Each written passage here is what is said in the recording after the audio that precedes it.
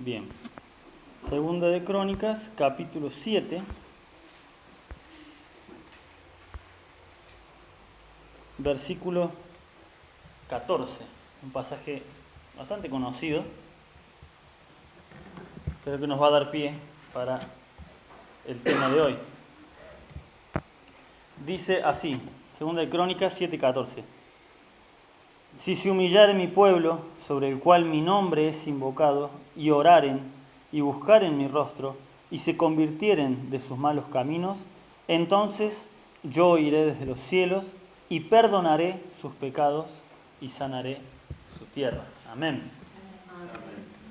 No vamos a hablar en este día de cómo Dios puede sanar nuestra tierra, que sería un hermoso tema para otro día. Vamos a hablar de otra característica de Dios, una de las tantas que tiene el Señor, ¿no? De los atributos de nuestro Señor, y es que Dios es un Dios perdonador. Hoy vamos a hablar de el perdón de Dios. Esto es un tema que normalmente podríamos, siempre lo atribuimos a gente nueva, ¿no? A gente que necesita escuchar de que Dios lo quiere perdonar. Pero lo cierto es que es importante que como iglesia sepamos también qué es el perdón, de dónde viene el perdón de Dios, por qué fuimos perdonados por Dios, ¿sí? Nosotros decimos, bueno, fuimos perdonados por la muerte de Cristo, pero ¿por qué? ¿Entendemos el por qué, de dónde viene que Dios haya querido perdonarnos? Muchas veces capaz que, a lo mejor yo estoy confundido y la mayoría lo saben, pero lo cierto es que todos damos por hecho de que Dios nos perdona, de que Dios es perdonador, pero por ahí no sabemos por qué, de dónde viene esto de que quiso perdonarnos. Hasta ahora, de las enseñanzas que hemos visto, al menos los domingos que me toca predicar a mí, han sido sobre las distintas características de nuestro Dios, ¿no? Y hemos hablado de que Dios es un Dios que todo lo sabe y todo lo ve, ¿no? Un Dios omnisciente. Hemos hablado de que Dios es amor, de que Dios es luz. Hemos hablado de la soberanía de Dios, ¿sí? ¿Qué tienen en común estas cosas de las cuales hemos hablado? Todas son características absolutas de Dios. Dios es omnisciente, o sea, lo sabe todo. Dios es amor, ¿sí? No es que Dios siente amor. Dios es, su naturaleza es amor, ¿sí? Dios es luz. Son características absolutas de Dios. Pero el perdón de Dios es una característica derivada de estas características absolutas que vimos en el Señor. Por ejemplo, ¿por qué el Señor es un Dios perdonador? Bueno, en primer lugar porque Dios es amor y si uno ama, debe perdonar, ¿sí? Su amor, al crearnos, en su esencia misma, su amor lo hace desear estar bien con nosotros. La misma palabra de Dios dice que Él no quiere que el impío que el pecador se pierda. Él quiere que proceda al arrepentimiento, ¿no? En su amor, Él quiere perdonarnos a todos. Pero hay un problema. Su amor no puede ir en contra de otra de sus características que es un Dios justo, ¿sí? Y si Dios es un Dios justo, no puede perdonarle deliberadamente todos los pecados a todo el mundo porque sí, porque ya sería un Dios injusto. Imagínense ustedes que uno se pasa toda la vida pagando impuestos, no teniendo ninguna infracción del auto, y de golpe el gobierno decide que no le va a todas las multas y todo lo que debe la gente, se lo perdona. Todos los que deben, los que están haciendo transfugiadas, se les perdona todo, todos los presos libres, todo, ¿que nos parecería justo? Entonces uno diría, ¿y para qué me esforcé en pagar tantos esfuerzos? ¿Por qué nunca violé un semáforo en rojo? Para que al final le terminen perdonando al injusto, al perverso, lo mismo que a mí. No tendría sentido una cosa así. Bueno, Dios es igual, Dios es justo, no va a perdonar a todos de una misma manera injustamente, ¿sí? Hay requisitos para ser perdonados, ¿sí? Entonces su amor choca, sus características son complementarias, no pueden ir una contra la otra. Su amor no puede ir en contra de su justicia, por más que Él quiere perdonarnos, su justicia lo obliga a castigar el pecado. ¿Cuál es la paga del pecado? La muerte. Y la muerte significa separación, que estemos apartados de Dios. ¿Por qué? Porque Dios es un Dios, otra característica absoluta de Dios es que es un Dios santo. Entonces, la santidad significa que está tan apartado del mal que el mínimo pecado ya es muerte. ya nos aparta de la santidad de Dios, ¿sí? Pero hay otra característica de Dios que también se complementa y es la omnisciencia de Dios. O sea que Dios lo sabe todo. O sea que si Dios nos creó y desde el principio, ¿sí? Desde el principio ya sabía que íbamos a pecar, ¿sí? Porque Él conoce todo, Él mismo tuvo que idear un plan para poder perdonarnos. En su omnisciencia, Él sabía que a pesar de que nos iba a crear y íbamos a pecar, íbamos a necesitar un plan de salvación. Porque si no, precisamente Dios sería un Dios injusto, si no tuviéramos una forma de arrepentirnos. ¿Para qué nos creó en una naturaleza? ¿Por qué nacimos en una naturaleza caída que no es nuestra culpa? Pero tenemos que pagar eso igual. Bien, el Señor sabe eso y precisamente por eso preparó el plan de salvación.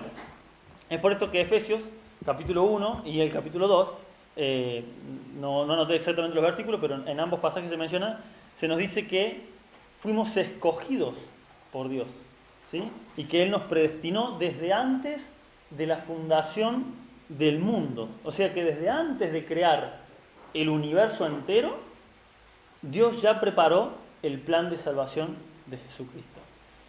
Escuchaba hace un tiempo una predicación de un predicador que se llama Julio Márquez, que decía, en algún momento en la eternidad, antes de que Dios creara el universo y todo, estaban, dice, Padre, Hijo y Espíritu Santo, y tuvo que surgir entre ellos, de alguna forma, obviamente, que no podemos entenderlo, ¿no?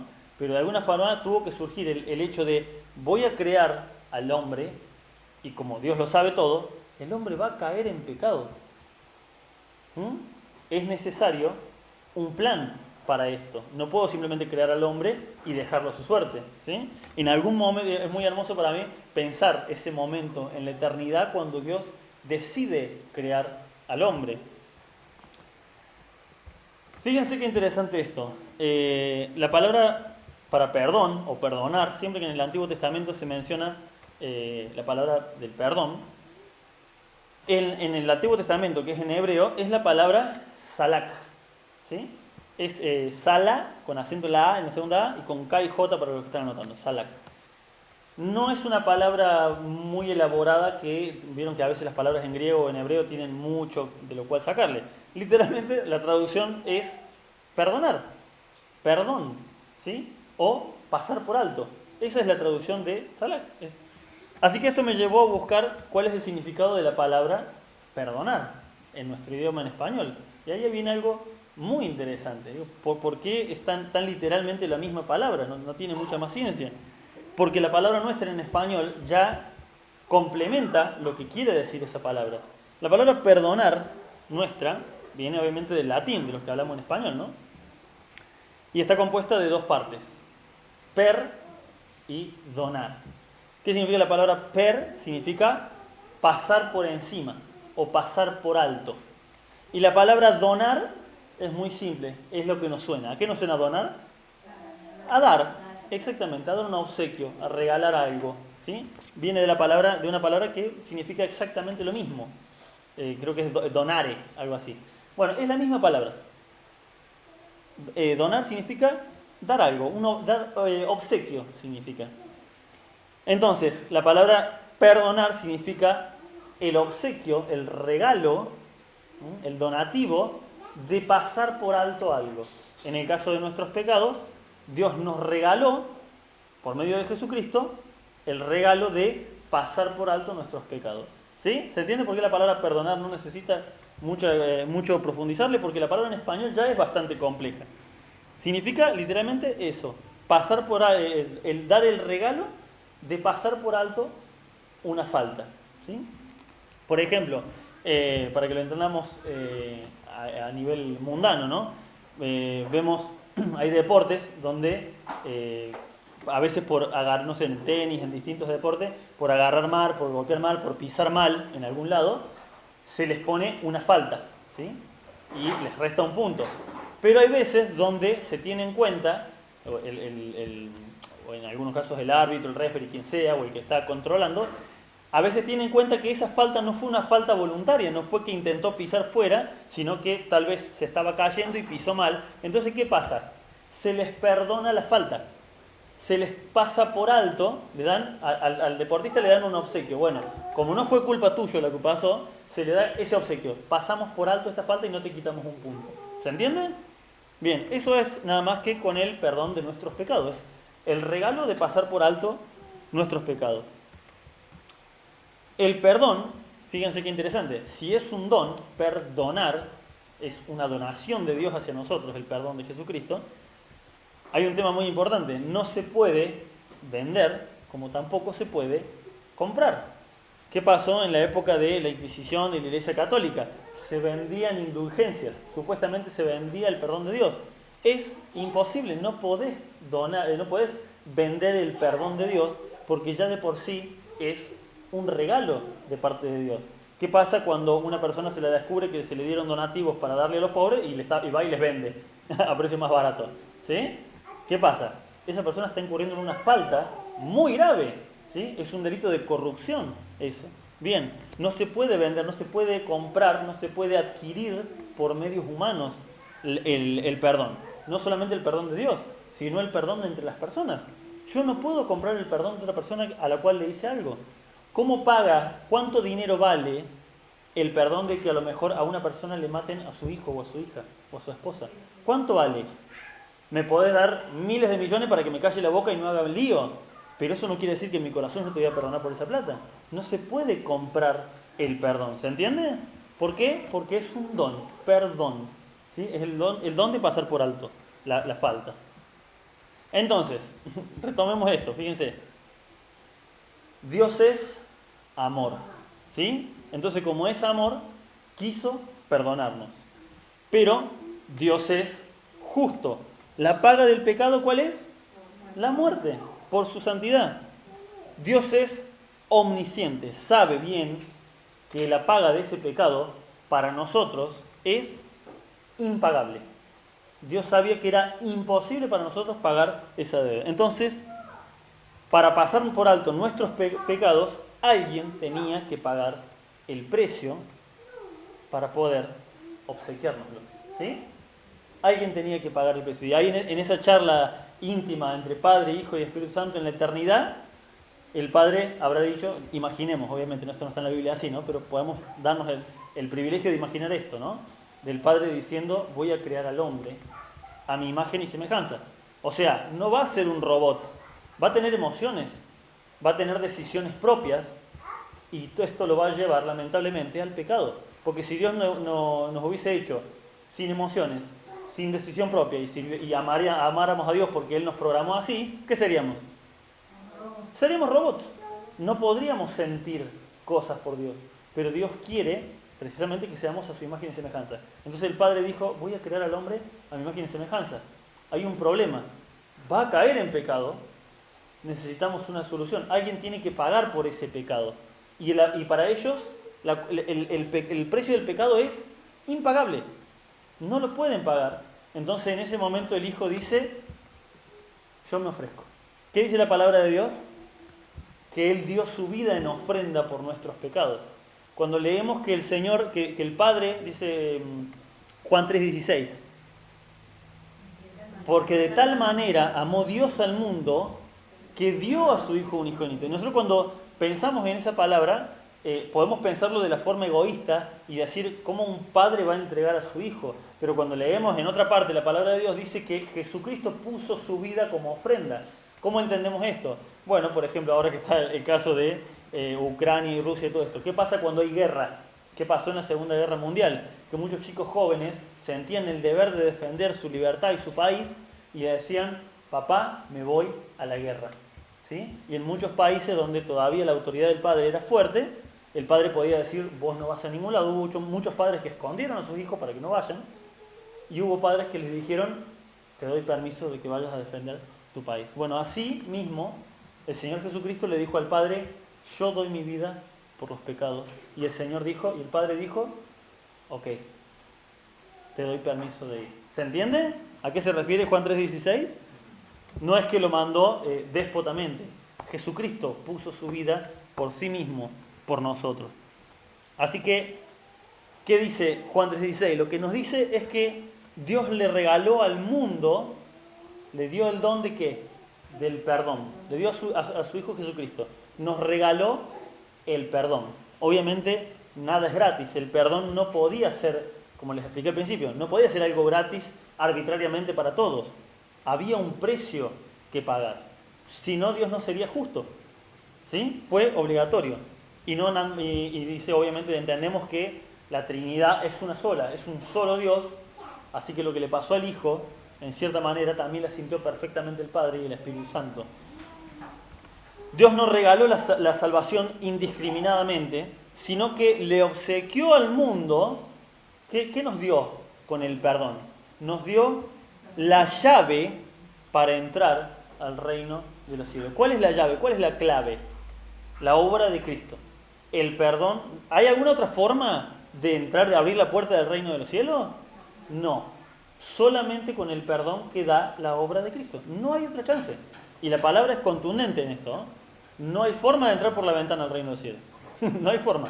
La única entrada es por la puerta estrecha, por medio de la obra de Cristo. ¿Amén? ¿Lo creemos esto o no? Bien. Ahora, es muy interesante esto. Vamos a ir a Mateo, capítulo 6, versículo 16, Mateo 16. Vamos a encontrar en Mateo 16 una historia también muy conocida. Hoy los voy a llevar por historias muy conocidas.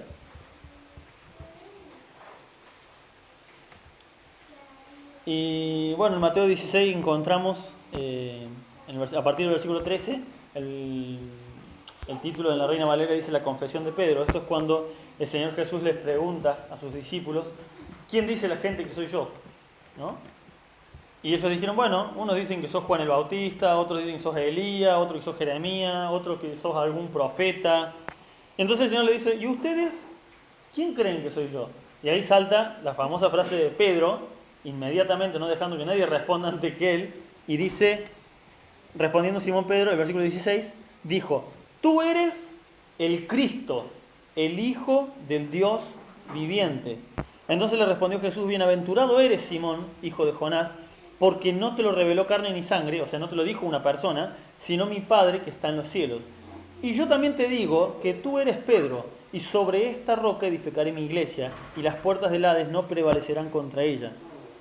Y a ti te daré las llaves del reino de los cielos, y todo lo que atares en la tierra será atado en los cielos. Bien, y a ti te daré, fíjense lo que dice, te daré, ¿qué dice que le da Pedro? Las llaves del reino. Este pasaje ha sido obviamente muy torcido y tergiversado para sacar un montón de doctrinas raras. La más conocida es la de la Iglesia Católica, que dicen que Pedro fue el primer papa y que como él era una excusa para acreditarse que la Iglesia Católica tiene las llaves del reino, que el papa es como Pedro, ¿no? Tiene las llaves del reino.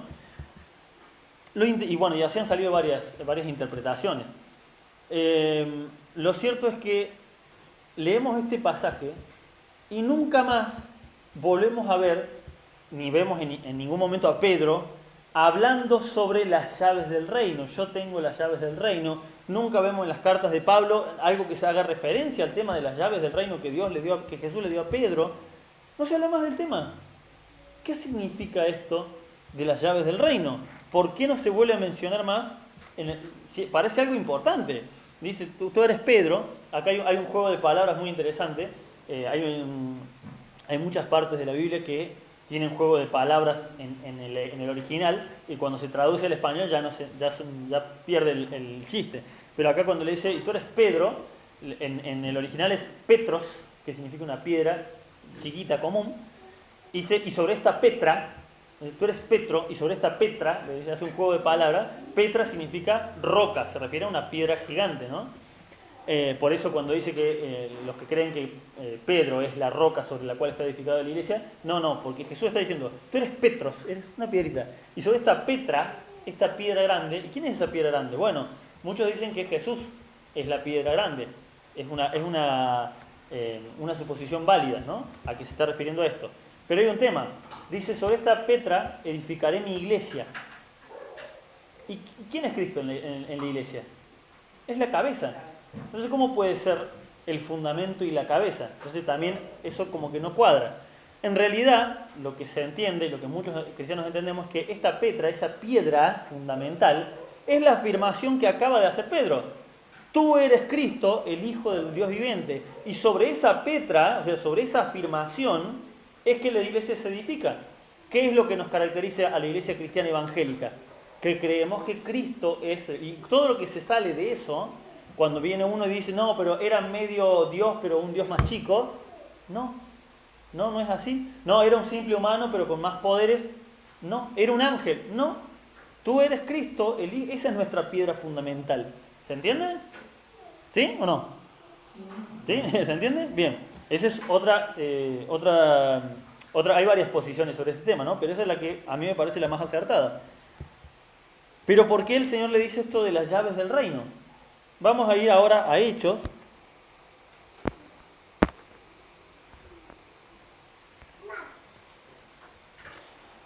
En lo que podríamos considerar tal vez el momento en el cual Pedro por fin usa las llaves del reino. Y no se las menciona, pero lo podemos entender. Es muy largo para leerlo todo, pero bueno, les leo al principio, dice, Hechos capítulo 11. Dice, oyeron los apóstoles y los hermanos que estaban en Judea que también los gentiles, o sea, nosotros los no judíos, habían recibido la palabra de Dios. Y cuando Pedro subió a Jerusalén, disputaban con él los que eran de la circuncisión, o sea, los judíos, diciendo, ¿por qué has entrado en casa de hombres sin circunciso y has comido con ellos?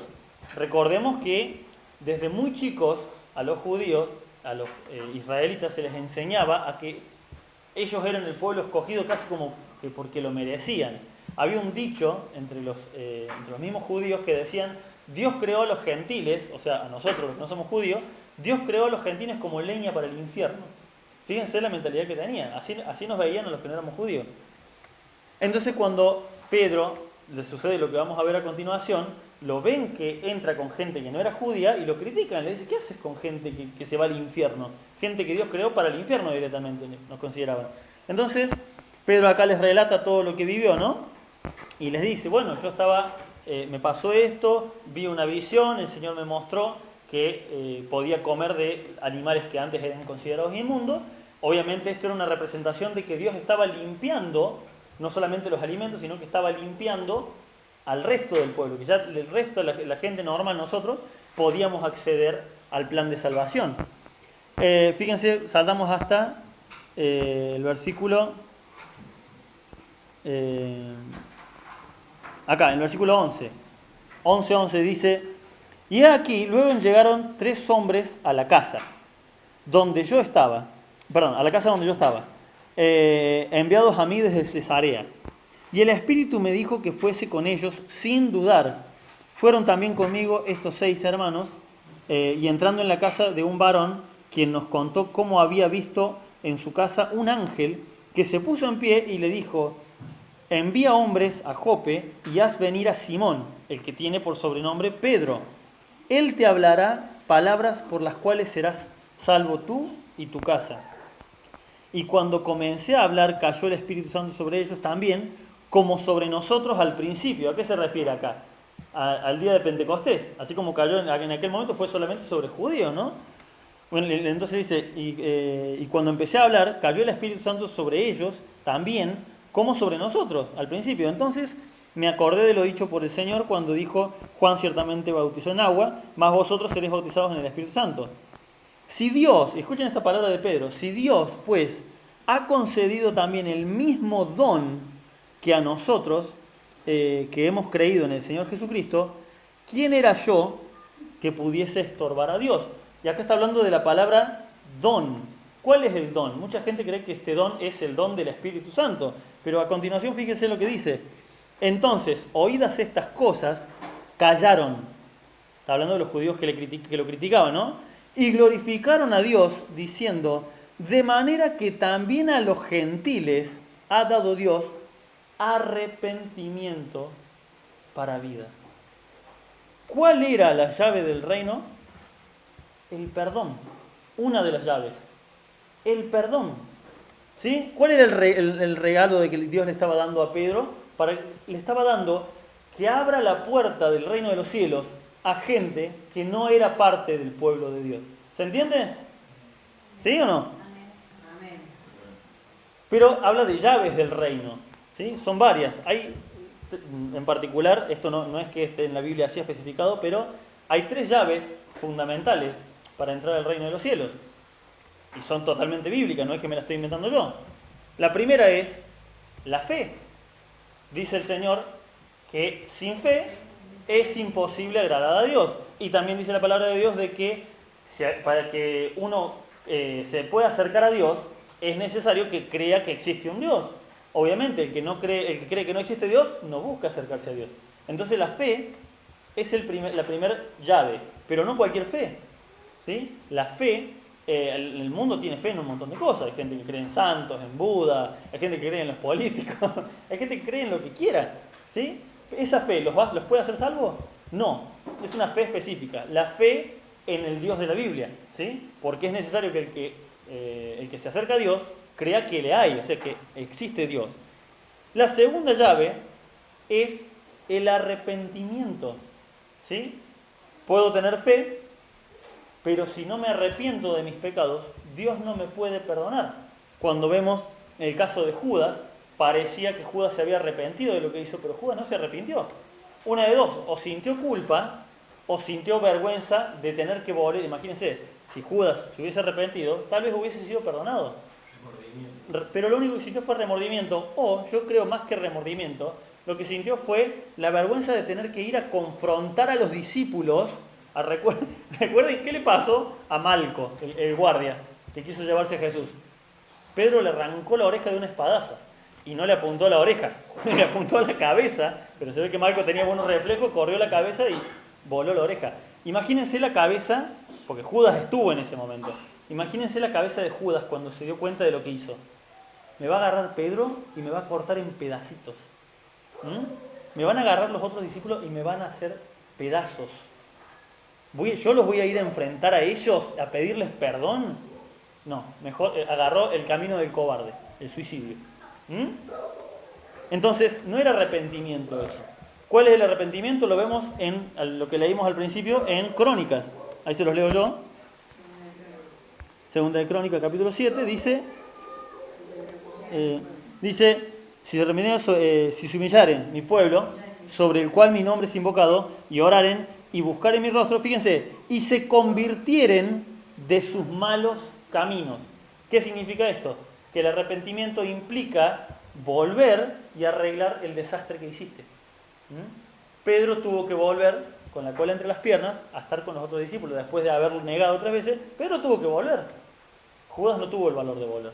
¿Sí? Entonces el arrepentimiento implica arreglar las cosas.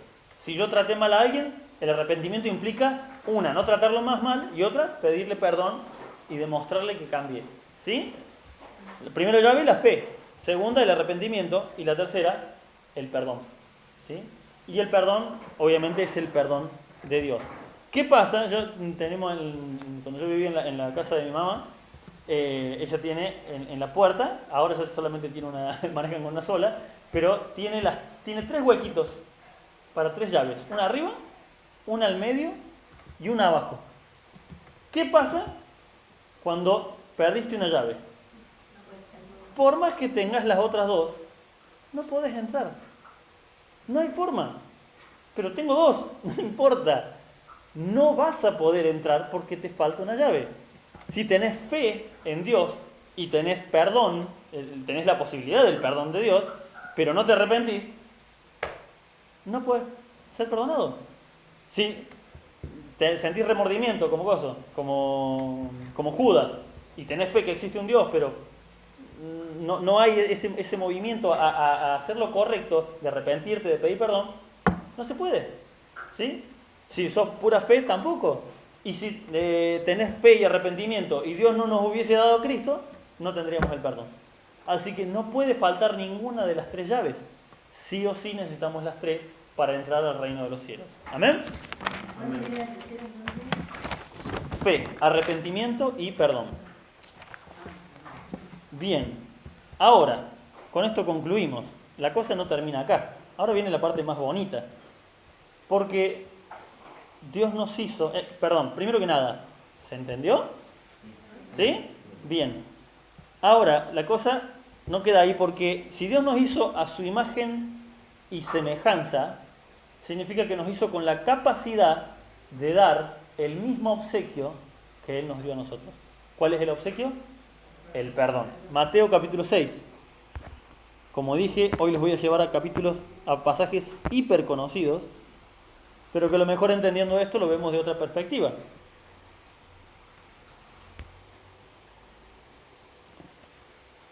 En Mateo 6 encontramos el Padre Nuestro, ¿no?